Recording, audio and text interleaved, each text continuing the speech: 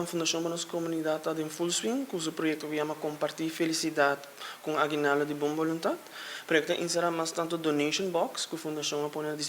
na diferentes localidades durante a Aruba, supermercado, né? Que ajuda no projeto de tal forma que cada cliente que compra esse produto não básico, vou pensar em arroz, vou pensar em pasta, produto de bleque, comida de bleque, de qual assim não compra, se não pode depositar essa aqui de biada nos donation box. Se nós temos contato com a companhia, não caminha que tem a donation box e semanalmente nós está para buscar essa aqui, de tal forma nós temos que guardar a hora que llena para se não tem espaço que não conseguir coletar também donação. No qual nós arroz seguro, pasta, produto de bleque, dus lo que tá vegetables, pensar em bonchi, ou pensar também em farinha, que é importante, farinha pão. E também produto também vou portar leite também, sempre é essencial para ter também eigenlijk normalmente nosso fokus também para eigenlijk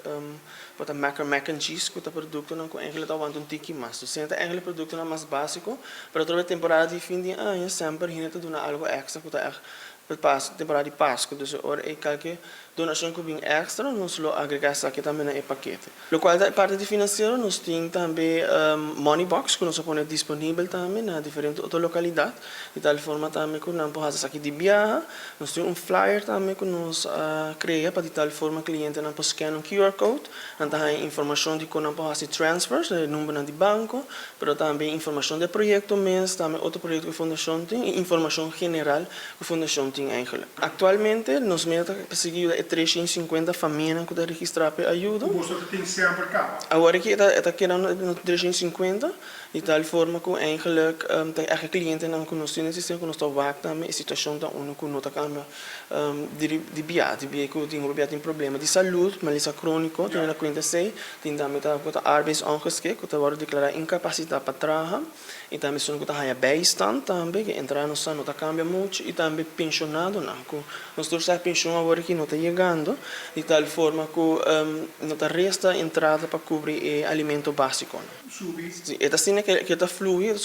cada vez lo dentro petição nova, sempre nós está a petição nova que está dentro, então é que da range é subir naturalmente e a parte que se o cliente lo mestre de ajuda por um tempo mais largo, dependendo da avaliação de sua situação, nós não podemos prolongar a ajudança que trova. Cada situação é diferente, precisamos ter em conta também a parte de saúde, a parte financeira, a parte também que porta em problema social que se trova também a pessoa eigenlijk porque tem a grepe a parte de ter controle também de